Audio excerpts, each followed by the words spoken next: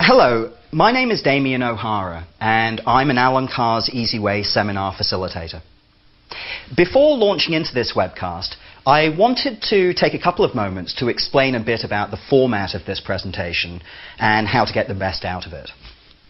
The webcast is split into 6 segments, averaging around 40 minutes each, adding up to a total of 4 hours. If you can, you should watch the segments in one sitting, in sequence, one after the other, with a smoke break in between. If this isn't possible, then we recommend splitting the webcast into 2. Watch the first 3 segments together, and then later the same day or the following day, watch the final 3 segments. If you're able to smoke while watching, that's great. Please smoke right up until the final cigarette at the end of part 5. If you need to leave the room to smoke, then our advice is to watch the segment until it ends and then go for a smoke break. Some people find this instruction to keep smoking a little bit odd, but we've been working this way since we started conducting our seminars in 1983. We're not saying that smoking helps people concentrate. If that were true, then smokers would be smarter than non-smokers, and clearly this isn't the case. It's more that it can be hard to concentrate while you're constantly being distracted of the need to smoke. So this is your first instruction today. Relax and smoke.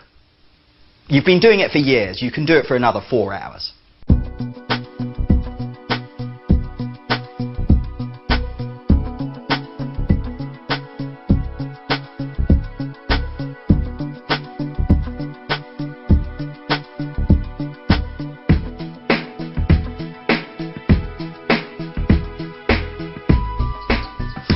Now, I thought I would start the session today by giving you a brief overview of who we are and what we do.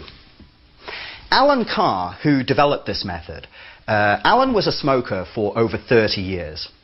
In the summer of 1983, after countless miserable attempts to quit smoking, Alan discovered a different way of looking at smoking, a different way of thinking about smoking. And he found that when he thought about cigarettes and smoking in this way, he had absolutely no desire to smoke. Now, if you think about it, if you have no desire to do something, it doesn't really take willpower not to do it, because you don't want to do it in the first place. So after years of smoking 5 packs a day, Alan just walked away from the whole thing, going from chain smoker to non-smoker in 1 day. At that moment, he understood that he had discovered something extremely special, an easy way to stop smoking. Now, what Alan found is that if he could accurately communicate the way he had shifted his perspective with respect to smoking, then other smokers could use exactly the same tools to shift their perspectives with respect to smoking. And of course, these people would also find it very easy to stop. Here we are, 25 years later. We have over 150 centers offering seminars in over 40 countries. We see around 50,000 smokers every year in our seminars. Alan's books, based on the seminar, have been extremely popular all over the world. His most successful book, a book called The Easy Way to Stop Smoking, has sold over 8 million copies since it was published in 1985. This is the book that Ellen DeGeneres often talks about on her show, and that Ashton Kutcher and Lou Reed have gone on record as saying helped them quit smoking. Now, Alan was not a doctor by training. Of all things, he was an accountant, actually. And as such, it took him many, many years to develop a reputation within the medical community. But today, the medical community really sees, or many of the medical community, see Alan as being one of the world's leading experts on quitting smoking. Now, the medical community is very suspicious, and I think rightly so, of people from outside who claim to have made breakthroughs in these kinds of areas. So it took Alan a long time to earn his stripes, to develop his reputation within the medical community. But I think over the years, these doctors and dentists just kept hearing these remarkable stories about how very long-term, very, very heavy smokers, self-described hopeless cases, were finding it ridiculously easy to quit smoking using this simple, drug-free approach. And as I said, today the medical community, or certain members of the medical community, are among our biggest supporters. Apart from referrals that we get from other people that have attended the seminar, our biggest source of referrals are from doctors and dentists. In fact, Alan's reputation within the medical community progressed even further, really, in 1997, when he was invited to address the World Health Organization. Every year, the World Health Organization have a congress on tobacco control, and at the time, Alan was the only person with no medical qualifications that had ever been invited to address this conference. Now, you know, we're not a Microsoft or an Intel or one of these huge organizations, but Alan Carr's Easy Way has grown to be a global phenomenon, and the reason that it is so successful is pure and simple because this method is so effective. Abraham Lincoln once said that you can fool some of the people all of the time, and all of the people some of the time, but you cannot fool all of the people all of the time. It just seems obvious to me that you don't build a business over a 25-year period that has sold millions and millions of copies of this book and cured up to 10 million smokers without there's something being pretty special going on. The fact that we offer a money-back guarantee in our live seminars, I think, speaks for itself. Now, when I first heard of Alan Carr, it was 1985, and my mum gave me a copy of this book, The Easy Way to Stop Smoking. She gave me a copy of this book for Christmas. And just what every smoker wants for Christmas, huh? A book on how to stop smoking. Thanks a lot, Mum. Anyway, I started reading this book, and to be honest with you, it absolutely terrified me. Because right from the first paragraph, it was very, very clear that this was a man that really understood smoking. And he understood it not in the way that doctors understand it or that anti-smokers understand it, but the way smokers understand smoking. And I found this absolutely terrifying because I thought, if I finish reading this book, I'm going to have to stop smoking. So I tossed it away on my bookshelf where it stayed for 14 years before I made my way to one of Alan's seminars. I mean, I feel like an idiot because had I known then how ridiculously easy it is to stop smoking and how amazing life is as a non-smoker, I would have devoured that book all those years ago, back in 1985, and been done with the whole thing. But the thing that bugged me about Alan was this ridiculous claim that he used to make. I had seen, even back in 1985, I had seen Alan interviewed on TV many, many times, and he always said exactly the same thing. That any smoker can find it ridiculously easy to stop. That it's immediate, and it's permanent, that there is no withdrawal, there's no weight gain, there's no willpower required, there are no scare tactics, you know, no pictures of diseased lungs or fatty deposits clogging up your arteries or anything like that. And in addition to being easy, quitting smoking can be one of the most enjoyable and one of the most empowering experiences of your life. Now, you say that to a room full of smokers, and what kind of response do you get? Yeah, right. But you know what? I went from 60 a day to none, just like that, in a seminar just like this. And even today, all these years later, I still look back on those first weeks and months of being a non-smoker as being among the happiest of my life. You see, even as a relatively young man, I was such a heavy smoker and such a terrible quitter that I had almost given up trying to give up. You see, I was what we call a serial quitter. Every Sunday evening, I would try to quit smoking. And I would say that around 90% of my attempts to quit smoking lasted a couple of minutes. And I'd find myself rummaging around in the garbage looking for my smokes. So, you know, even as a relatively young man, I had more or less resigned myself to having to smoke for the rest of my life. And any of you who have reached that point, you will know what a profoundly depressing thought this is, that you're going to have to go through the rest of your life smoking.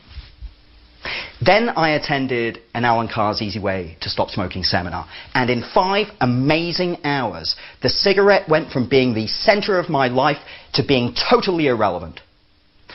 I could not believe how easy it was to quit, or how amazing life was as a non-smoker. It just felt so good to get that monkey off my back. It had been dragging me down and holding me back my whole adult life. It just felt absolutely fantastic to be truly free and no longer controlled by a drug that, frankly, didn't even get me high. My energy levels and my enthusiasm for life returned, and for the first time, I was able to build my life on the things that I genuinely loved. Friends, family, health, happiness, freedom. This is what life's all about. Eventually, it was my wife, actually, that said, you know, we should get back in touch with these guys. And I did. I got back in touch with Alan to offer my services. And I was very, very privileged to be selected to train as a seminar facilitator and get the opportunity to help other people make this wonderful transformation. Now, when I first started doing this, I felt that certain types of smoker would find it much, much harder to quit than others. For instance, I felt that lighter smokers would find it much, much harder to quit than heavier smokers, which actually sounds counterintuitive. But if you think about it for a moment, it makes perfect sense. You see, very heavy smokers tend not to have any illusion that they enjoy smoking. They're just smoking because they can't stop, and they're very aware of this. Pleasure is nowhere in the building, quite frankly. However, people that smoke 2 or 3 or 4 cigarettes a day, they look forward to each cigarette like it's the most precious thing on the planet. And because this is primarily a psychological addiction, I think that makes that person just as addicted as a chain smoker.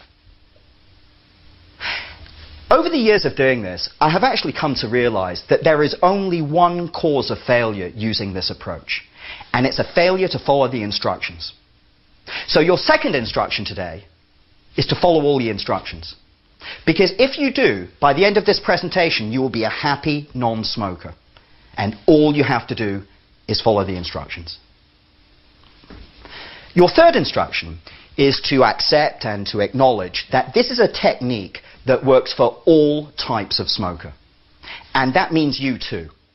There is no type of smoker for whom this won't work. I mean, think about it. We see over 50,000 smokers in our seminars every single year. Please trust me when I tell you, we see every conceivable type of smoker. And it's effective for all of them, so long as you follow the instructions. So, what is this amazing, magical, miracle quit smoking method? Well, over the years, there have been a number of wonderful descriptions of this technique. Some of the ones I really like. Sir Anthony Hopkins, the actor, quit smoking using Alan Carr's Easy Way, and he describes it beautifully. He says that being a smoker is like being trapped in a very complicated maze. And even though you want to get out, you don't know where to start. You don't know where to look. You don't know how to navigate your way out. He says it's as if Alan has a map of this maze, and he can help you just navigate your way out very simply. I love this description. It's such a wonderful and accurate one. Another description of this method I love, a journalist was writing a piece about Alan several years ago. They had a great way of describing this. They described it as a smoker's way to stop smoking. I love that, and it resonates actually with many, many, many smokers. Because, you know, let's face it, these days being a smoker in North America, it's a nightmare. You know, everyone's on your case, everyone's in your face, trying to humiliate you and make you feel guilty and stupid, and basically trying to terrify you into quitting smoking. And of course this doesn't work. And it doesn't work because smokers aren't stupid. Smokers are intelligent, strong-willed people who refuse to be pushed around by these sanctimonious do-gooders who have never smoked a day in their lives. This method is the absolute opposite of all of that sort of stuff. I mean, to be honest with you, if you're looking for a lecture on lung cancer and heart disease, you're in the wrong place. That stuff never helped me quit smoking, and if it was going to help you, it would have done it years ago. This approach, Alan Carr's Easy Way approach, I think treats smokers with intelligence and dignity and respect.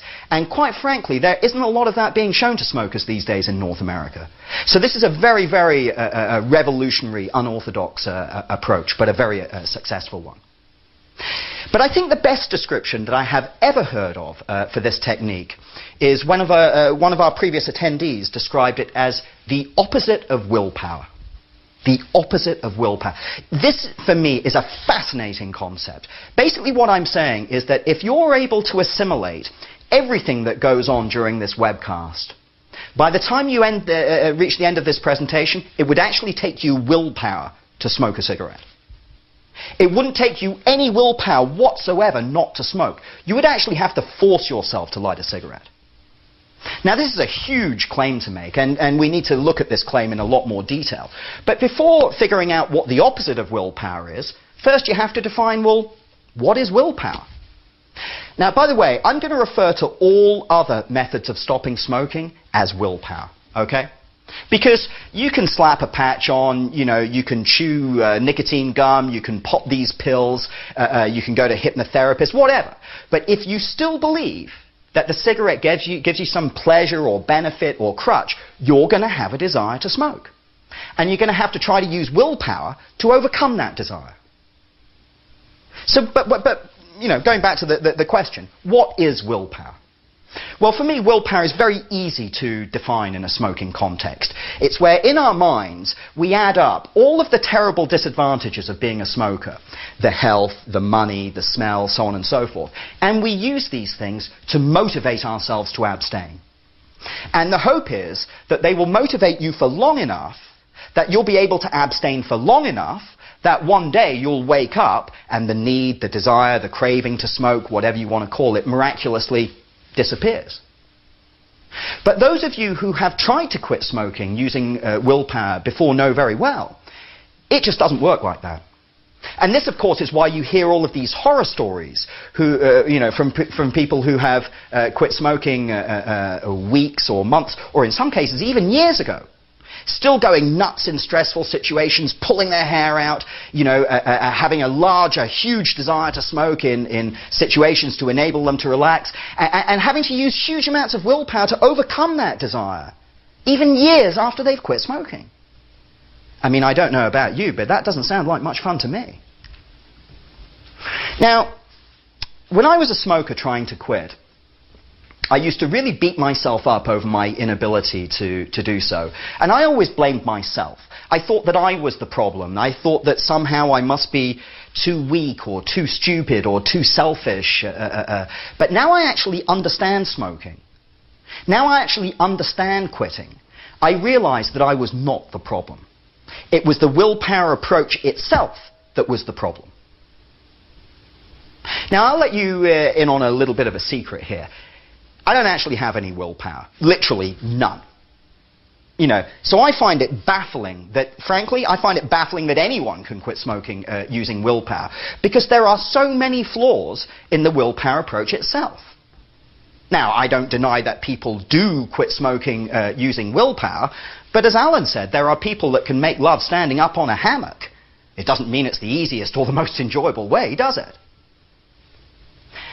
I think it's really important to understand the weaknesses and flaws in the willpower approach to quitting smoking, because it's really important to understand that, you're not the problem here. The problem is the willpower method itself. And I'm going to illustrate this point by highlighting a couple of the major flaws in the willpower approach to quitting smoking. The first flaw in the willpower approach to quitting smoking is that many of the things that we use to motivate ourselves to quit smoking, they do make you want to quit, but ironically, many of them also make you want to smoke. Now, this sounds illogical, so I will give you an example. Have you seen the latest sort of scare tactics ads on TV? The one I saw most recently was the one with a woman smoking through a tracheotomy, a hole in her throat. Have you seen this ad? Or, well, even if you haven't seen that ad, I'm sure you've seen tons of ones like it. What's the first thing you see when you see an ad like this? All smokers will agree. After seeing an ad like this, it's time to go for a cigarette. I mean, talk about irony. The American and Canadian Cancer Society spending millions, in some cases tens of millions of dollars, airing these ads to try to get people to quit smoking. The first thing a smoker wants to do? Go and have a cigarette. I mean, does anyone see the disconnect here? You see, actually, when you understand smoking, this all makes perfect sense. You see, most smokers, when they're confronted with an image like this on TV, someone smoking through a hole in their throat, they'll go into a kind of denial. It won't be me, it won't be me. You leave the room, you change the channel. But you see, deep down, where you keep all the big stuff, where you keep all the important stuff, there's a part of you that knows very well, that could be me. And of course, this provokes an emotional response that's based around fear and anxiety. Fear and anxiety are extremely stressful emotions. And what's the first thing a smoker wants to do in a stress situation? Exactly. You got it. Go light a cigarette. So this is the first problem with the willpower approach to quitting smoking. Many of the things that we use to motivate ourselves to quit, in this case, fear of death, disease, disability, and so on, it does make you want to quit, but ironically, it also makes you want to smoke because it triggers this fear response. And because as smokers we associate smoking with stress relief, it makes smokers want to smoke more and less at the same time.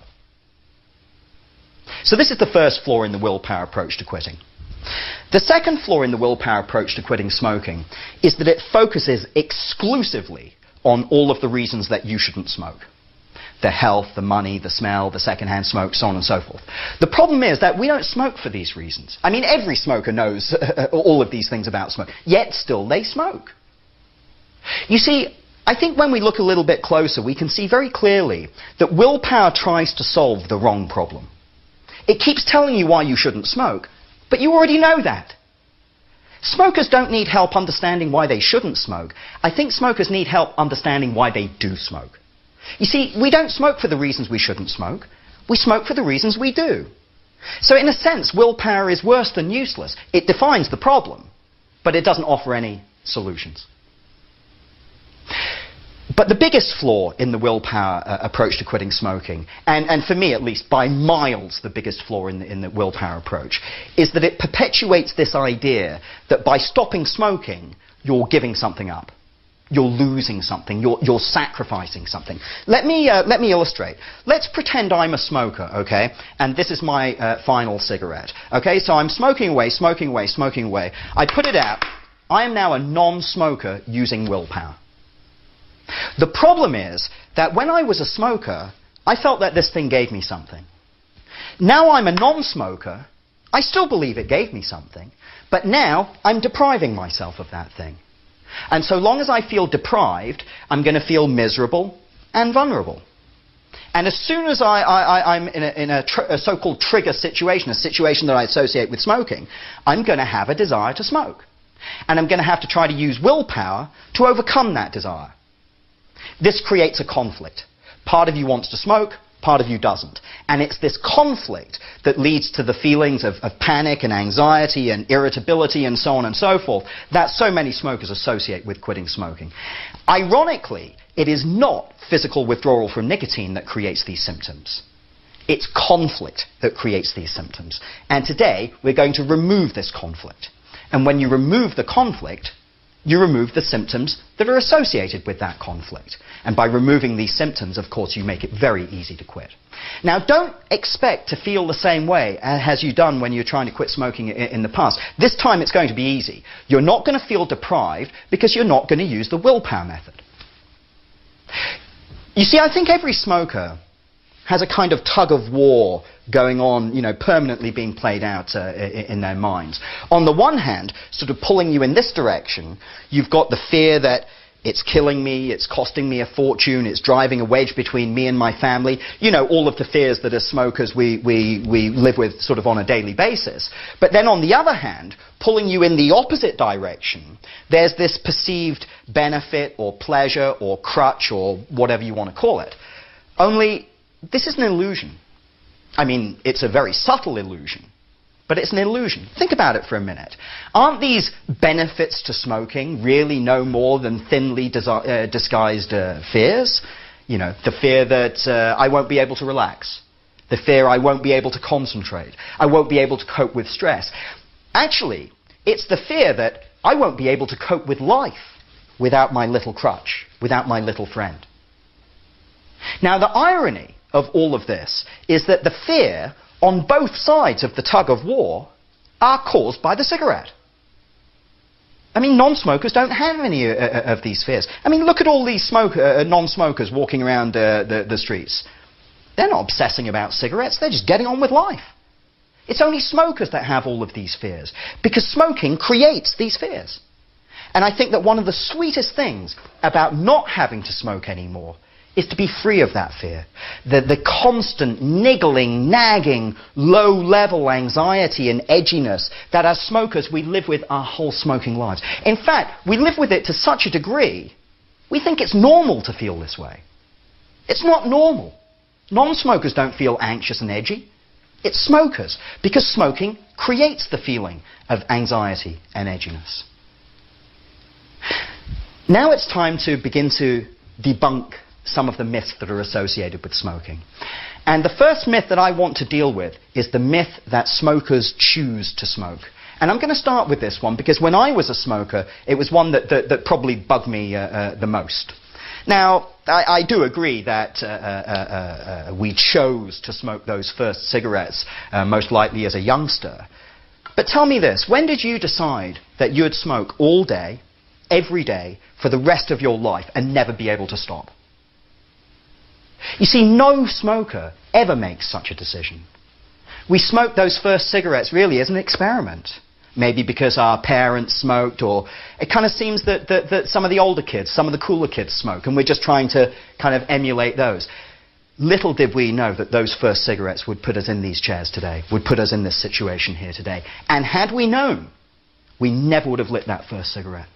In fact, we would have found it very easy not to light that first cigarette. You see, the idea that many non-smokers have, that somehow smokers are choosing to smoke, used to really bug me tremendously, because on the one hand, you have all of these sort of sanctimonious non-smokers accusing you of all sorts of ridiculous things. You know, you're choosing to pollute my environment, you're choosing to expose my baby to secondhand smoke and all of this kind of thing. And then on the other hand, you have the tobacco companies sort of saying things like, well, you know, people are choosing to buy our product. This is a choice that they're making. But you know and I know that genuine choice went out of the window years and years and years ago with respect to smoking. And to illustrate this point, I'm going to pose a couple of fairly stupid questions. First up, how many smokers do you think are unaware of the health risks of smoking? 50%? 10%? 1%? Probably even less. How many smokers, how many of those smokers do you think dispute the health risks of smoking? Same number? Probably even fewer? Have you ever worked out how much you spend on smoking? I used to tell myself, you know, a couple of bucks a day, something like that. But I tell you what, when you smoke all day, every day, for year after year after year, that couple of bucks a day sure does add up. The reality is that the average smoker in North America has to earn $250,000 in salary in order to finance a pack-a-day smoking habit. Now, I don't care how rich you are. $250,000 is a lot of money. So back to this idea of choice. This is the situation. We're sitting here and we're saying that we know that smoking has been implicated in all of these horrendous diseases and conditions. That for the most part, we accept that smoking causes these diseases and conditions. And we are prepared to spend $250,000 of our own money exposing ourselves to these risks. And people are expecting us to accept that this is a choice that they're making? It doesn't make any sense. Who would choose such a thing? I mean, do you think alcoholics choose to become alcoholics? Of course not. They start drinking, slowly it takes over their lives, ends up ruining it. I mean, when you started smoking, most likely as a teenager or a very young adult, were you really deciding that you would smoke all day, every day, for the rest of your life, never being able to stop? Of course not. We fell into a trap. Actually, we all fell into the same trap. And today, I'm going to describe this trap to you in great detail. And this information will enable you to just walk away from the whole thing. It's an amazing opportunity to create wonderful positive change in your life. But you really need to be aware there are only two choices on the table here. There's no sort of middle ground.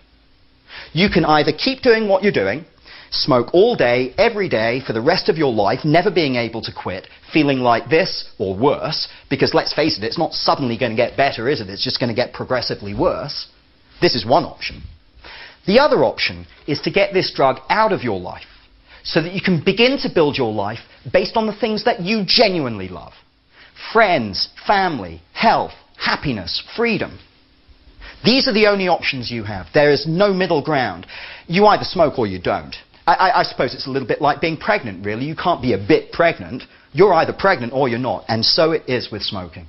You can't be a non-smoker who smokes. You need to be very, very clear about what you're trying to achieve here. Now, I realize that many people watching this webcast will be doing so under duress or pressure from people they love, their friends, their family, their kids, their parents, their employers, and so on. And it would be wonderful if you could quit smoking for all of these amazing people in your life. But in my experience, you can't.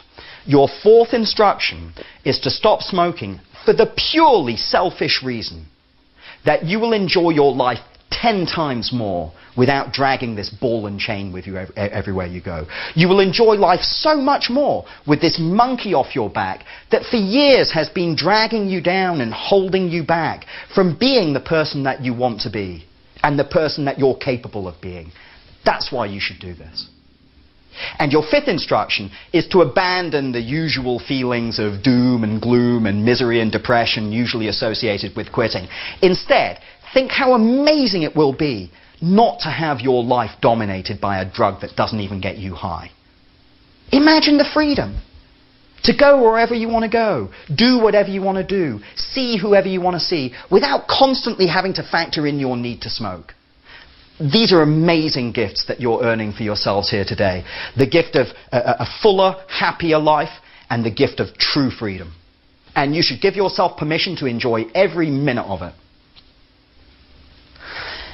Now, the vast majority of the smokers we see in our live sessions, if they're being honest with you, they'll tell you, quite frankly, I wish I'd never even heard of smoking, much less stuck one in my mouth. But every so often you come across someone that says, no, no, no, no, I love smoking. I love it.